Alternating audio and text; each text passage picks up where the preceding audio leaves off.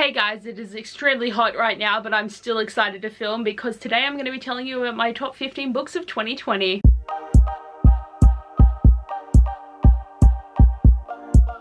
To be honest though, this list was hard to pick because I actually had a shit reading year. Like 2020 was a shit year overall, but there was honestly nothing that I read last year that I was so like, oh my god, except for my #1 top book.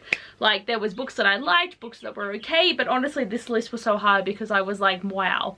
Most of the books I read were boring this year, and even though they were things that I still enjoyed, I was really slumping for 2020, and I also only read 58 books, so I was picking 15 from 58. So these are the top of the 58, but seriously, there wasn't too much to pick from and I'm kind of disappointed. But I also have been doing a top 15 every year since I started my channel, so I don't really want to delve away from that, but I'm excited to get into the list. Now, number 15, I never thought would make it on this list, but this is kind of like an honorary mention and it's at 15, and I don't even know why it's on here, but it's happening, and that is Midnight Sun by Stephenie Meyer. Who would have thought? Like, who would have thought a book by Stephenie Meyer would be on my top list of a year? Not me. I went into this book honestly thinking I was gonna rip the shit out of it because it was gonna be so lame, and with the first 100 pages I was doing that, but then I realized I actually really enjoyed this. Like, I gave it 4 stars. I really liked Edward's perspective, and I know this is the biggest book in the history of existence because damn, dude's got a lot of thoughts. But I actually enjoyed this so much, and I am not ashamed to say that, like a little bit, but like honestly not ashamed because I had fun with this. And apparently she is going to end up writing some more books in the like Twilight universe, which I think will be interesting, and I will be definitely lining up to buy them because I have no shame. Honestly, no shame, and yeah.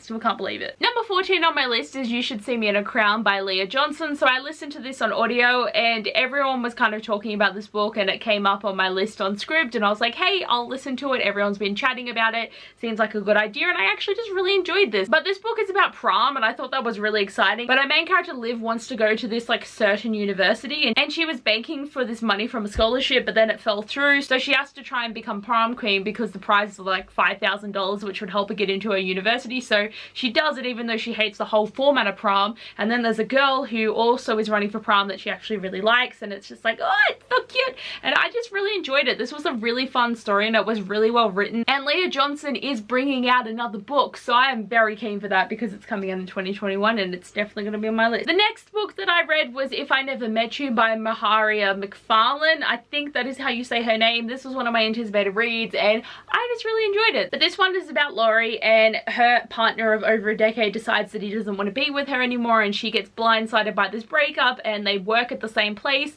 So when she starts hearing rumors that he's already found someone new and that person may be pregnant, she's like, I need to find a boy real quick. And Jamie, who is 5 years younger than her, also works at the law firm. He needs to find someone so that they think he's more serious about his job, so they decide to fake date because there's benefits for each other here to make themselves look good. And it is just great. I really love seeing Laurie's development over the story of realizing that she doesn't actually need to be with this person that she was always with. They weren't making her happy anymore, but because it was familiar, that's who she settled for, kind of thing. And I love Jamie. He's a great character, and this book was just great. Like, I really recommend it if you want like a really good pick-me-up of a contemporary story. And it was just fun. Okay, number 12 on my list is A Heart So Fierce and Broken by Bridget Cremiria. Like, I also didn't think this book was going to make it on my list because I was so against reading it because it wasn't about Ren. But you know what? Here we are. I really enjoyed this. I really liked Gray's story and how it continued on with it, and also to learn more about him because I liked his character in the first book, and I also liked that he had that little crush on Harper too, which was kind of cute.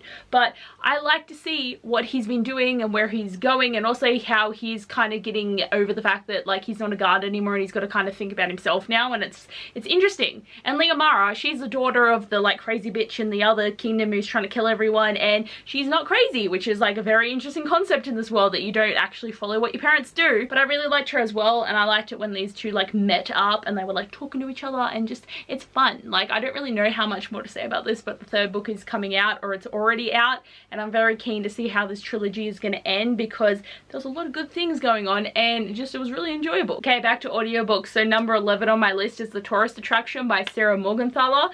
This was just cute. I really liked it. It gave me so many like fun travel vibes, and basically our main character Zoe has always wanted to go to Alaska, and she finally gets to go on a trip with her friend Lana, who's like really rich, but Zoe paid for her trip and she's kind of like going along with her. And then there's Graham, who lives in the town of Moose Springs in Alaska, and he owns a cafe called The Tourist Trap, and he hates tourists, but then he meets Zoe and he's bloody smitten with her from the second he meets her, even though he denies it. And it's just cute. I really liked the vibes, and again, I would love to go to Alaska, and it makes it sound really, really cool. So I just want this. This is a good one too. If you love traveling but you can't because of COVID, read this book because it was beautiful. Number 10 on my list is Tools of Engagement by Tessa Bailey.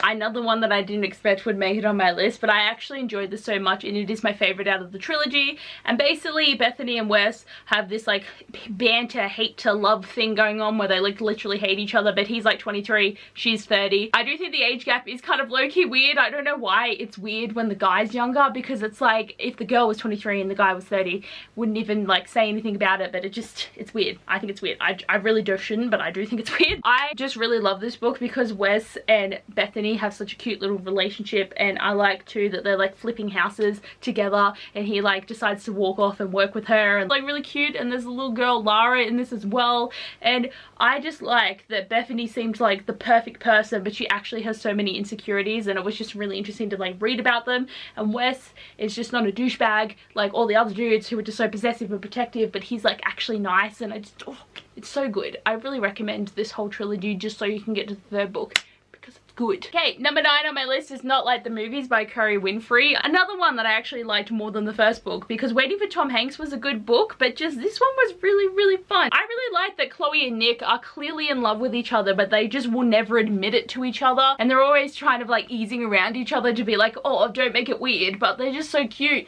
And like the work banter, and the fact that Annie from the first book has written a movie about them and it's coming out, and they don't even know what to think, because it's like, we're not actually like that movie, but we could be. And also Chloe is like the most optimistic person you're gonna read about, but she has so many devastating things happening in her life. I really liked it. It was just a really cute story, and I highly recommend. Coming in at number 8, we have Yes, No, Maybe So by Becky Albertalli and Aisha Saeed, and I listened to this one on audiobook, I'm pretty sure. I can't remember. I'm pretty sure I did. I'm pretty sure I listened to this audiobook. I think this was on my list of like books that I was really excited about, and then it was like really cheap on Barnes & Noble, and I got the signed edition, so I'm like, I'm gonna buy myself a copy. This was just really cute, and this is another one of the political books, because a lot of political books came out this year because of the election in America. And Jamie and Maya were just adorable. Like, I really liked their little relationship and their little friendship. But basically they do the door knocking thing where you go and ask people if they're going to vote and what their answers are or something. And I just thought it was really cute because like as they started door knocking, they just developed this just cute little friendship and everything. And they both got so invested. Like Jamie was already so invested, but they just got so invested, and I got so invested. After reading Red, White and Royal Blue, which was another political book, even though it kind of like really had more of an emphasis on the second half of that book, it was really good. It's like, I actually think political books can be quite interesting, and it actually gives you like more knowledge of stuff, because like I don't even really understand the Australian legal system, which is something I probably should, but the American system, it's like pfft, don't even know. So it's really good to have books that teach you things. Number 7 has to go to Heartstopper Volume 3 by Alice Oseman. Of course it was gonna make my list because it's just adorable. Like, how could these boys not make your list? Like, I don't even know. But basically we see Charlie and Nick going on a trip to Paris, but also Nick kind of discovering a few things about Charlie and like being a bit hesitant to ask him about a few things, and just them being adorable. I'm so excited for Volume 4 because I feel like we're going to get so many good bits of information. But like, honestly, these boys are just the softest, and you get to read them in comic book format, and it's just so cute. Like, I don't even have words for how much I love them. Number 6 on my list is The Hand on the Wall by Maureen Johnson. So I was so excited about this sequel. I read it in 2 days, like on a trip to Newcastle, because I had a long time in the car and I was able to listen to it quickly. But book 1 left on a cliffhanger without really telling you a lot, and then book 2 answered some of your questions, but there was still so many more. And we get to this book, and I feel like it did such a good job of answering so many questions, but it also gave me so many things to think about that I didn't even think would happen. Like, there are so many twists and turns happens in this series. And what makes it beautiful is you're following the case from the perspective of the people like 80 years ago when they were going through everything that happened, and every small detail of their lives that got revealed was so interesting. And then when we're seeing Stevie try to figure out things and her finding these things that relate, it's like, it's just so good. Like, it's such a good mystery, and it was written so well. And honestly, this trilogy just did such a fine job of ending it, and I'm so excited that Stevie's getting a standalone book about a different case that's coming out this year sometime. I think it actually got pushed back. Like, I thought it was coming out in April, and now I think it's coming out in August, which is kind of annoying, but I can't wait to see what more she's going to do and see her develop with a new case. But honestly, if you want a really good mystery novel, pick up this trilogy because it is so good. Number 5, we have Aurora Burning by Amy Kaufman and Jay Kristoff. Like, yes! This book was great. I really enjoyed it, and I honestly didn't expect that much from it. As I've previously stated, Aurora Rising wasn't my favorite book. I kind of thought it was a bit bland and a bit like everything else I've read that's kind of like the genre, so I wasn't really wowed by it. But this book did such a good job of just bringing that up there and like completely changing that for me. I enjoyed this so much. I liked the character development. I liked where the story went. There's a lot of mysteries and things to think about, and I still think about this book because some of the theories that I had in my review are actually different now, because there's things that I've seen people talk about and things that they've made me realize, and I just don't even know what to do, man. And we don't even know when book 3 is coming out, and I am just beyond keen because I think we're going to get a really epic conclusion, and I'm very excited about that. But for sure, this book has to make it on my list because it was just such a good reading experience. I feel like you were expecting this book to pop up sooner or later, but Tweet Cute by Emma Lord was of course going to be on here. I just found this contemporary to be just so sweet and so cute, and Pepper and Jack are just great characters, and they both have their own shit that they're going through, but they're just so sweet. And for the fact that these characters are like clearly soulmates and they talk over so many different platforms and they don't even know it's each other, that just makes my heart just because it's so good. But basically, Pepper's whole family owns this massive burger joint place. Her parents split up and her dad stayed at their small venue, and her mum's made the business massive, and they have such big following and they're like Big League Burgers or something. And then Jack's family owns a little deli who is kind of getting like not as many customers because of these big burger joints that take a lot of their customers. So when the Big League's Burgers post about a new recipe, they actually realize they've copied a recipe from this little deli. So then this kind of war ensues over Twitter, where there's like just a battle here of people trying to figure out which side they're on, and it makes more people come to the deli, more people not wanting Big League Burgers, and it means that Jack and Pepper have this epic feud on Twitter, and I just think it's great. Like, it's cute. There's so many elements to this story, and Emma Lord did such a good job with this novel because like she could have written a good book with half the amount of stuff that she put in this, but she managed to find a way to work it all in there, make it work awesomely, and I just really love it. Oh my god! We're up to top 3. Who is excited? I'm sure you guys are gonna know what my number 1 is, but hopefully the next 2 are kind of shocks, because number 3 is The Shadows Between Us by Trisha Levenseller. I read this so early in the year, but I honestly loved it so much, and it definitely deserves a top 3rd spot because it was great. It's got the elements that I love and the characters. I feel like I almost have to say the Rhysand agenda, because characters who remind me of Rhysand are gonna be my favorites, because like the Shadow King gives me those vibes. But basically, Alessandra, our main character, is tired of being overlooked, so she has this plan of going in, wooing the Shadow King, getting him to marry her, and then she's gonna murder him and take the kingdom and take all the power, and she's gonna be like, haha, I'm in charge, bitches. But the issue is, she isn't the only one trying to kill the Shadow King, so she is trying to get into his favor, and she has to keep him alive long enough so that she can end up killing him. But then as drama keeps ensuing, it gets so good. So I really enjoy this. I really like the Shadow King. And the Shadow King does eventually get a name, if you're concerned. He eventually does reveal his name, but we don't want to talk about that here. Could be a spoiler.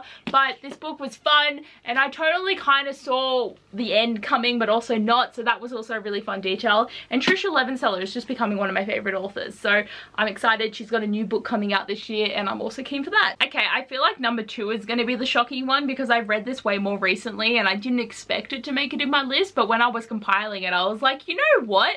I loved this book, and that is Pivot Point by Casey West. Like, I'm shocked. You're probably shocked, but I did talk about this book a hell of a lot the past month and a half, and I just really enjoyed it. And this is an older novel, which is like really interesting as well. Literally out of the 15 books that I read this year, 14 of them were released pretty much 2020 or 2019, so they were all newer books. But this is a 2013 release, so that's crazy that this book was able to affect me that much. But I just really enjoyed it. I loved Addie in this book, and I love the fact that she was able to see two futures and how it had one storyline and the other storyline in this book, and it was very sliding doors. It also reminded me of Maybe in Another Life by Taylor Jenkins Reid, which I really enjoyed. And the suspense was so good, and I honestly didn't see a lot of what happened in this book coming, and I just enjoyed it so much that I read the sequel straight away because, duh, I need to know what's gonna happen. This is definitely one, if you haven't picked up, please pick it up because it's so good. Oh, it is beyond hot, man. Have you noticed how much I've just been sweating? I'm trying to get through these videos with my normal amount of bloody excitement, but the movements are just too warm. I actually went for a swim today at the lake, which was really nice, but like, it's so hot. Oh god, I'm gonna be coming out with a bang because I need to get the energy levels back up. But the #1 top book, which will come as a shock to no one, was House of Earth and Blood by Sarah J Maas. Like, Sarah J Maas books always make my list because I love her as an author. I love what she writes, and it's of course gonna happen that she's gonna be up there in the 15. But it's been a while since I've had one of her books hit like #1 spot. And I know I just mentioned all these books and they were all really good reads, but this is the only one of the year that I read that just really hit me and resonated with me, and I just can't even. And I think we're gonna get the second book at like the end of 2021, but I don't even know if that's gonna happen.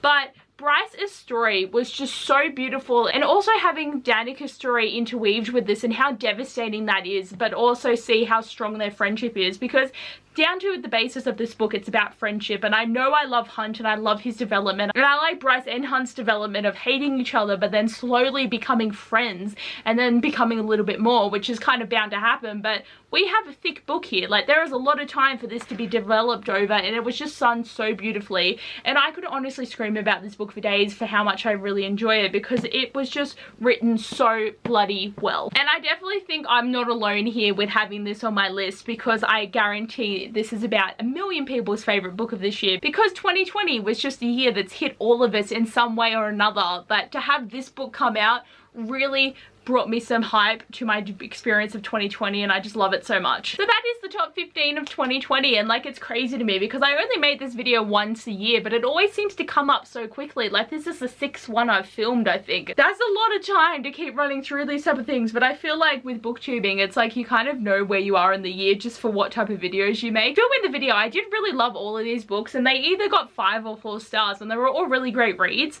but there was just so much average in there that it was just a really devastating year for me. And I'm hoping that 2021 is going to be better, because for one, there is so many books I'm very excited about that are coming out, and there is going to be a lot of 5-star predictions in there because they've got to be good, because they're either sequels or from authors I've read before.